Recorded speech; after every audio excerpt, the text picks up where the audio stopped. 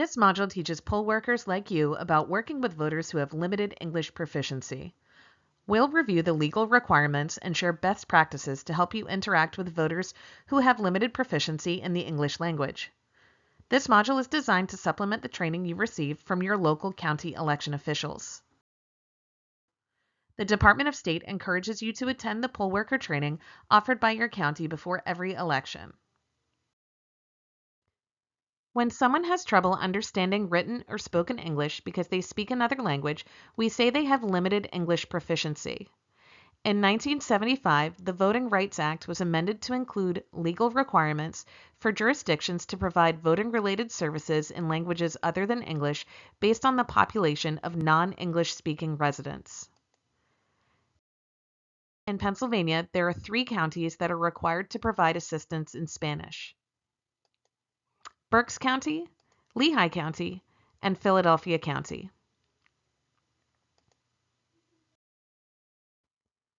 The Voting Rights Act requires these counties to provide election-related materials, registration forms, voting notices, instructions, and ballots in Spanish, with Philadelphia also being required to provide materials in Chinese. Pennsylvania has developed statewide procedures for poll workers on what actions they should take to ensure all residents who may not be proficient in English are able to vote.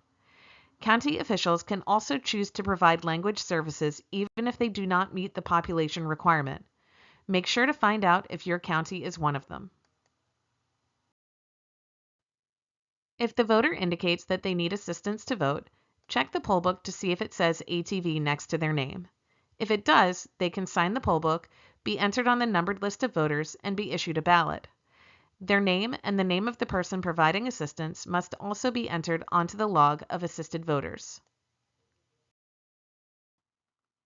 If their entry in the poll book does not include the ATV designation, but the voter indicates that they need assistance, have them complete a declaration of the need of assistance to vote. Once the declaration is complete, they can sign the poll book, be entered onto the numbered list of voters, and be issued a ballot. The voter's name and the name of the person providing assistance must also be entered onto the log of assisted voters.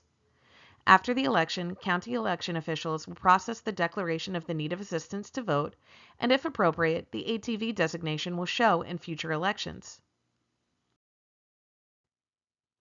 The voter can choose whomever they like to assist them to vote, regardless of the person's eligibility to vote themselves.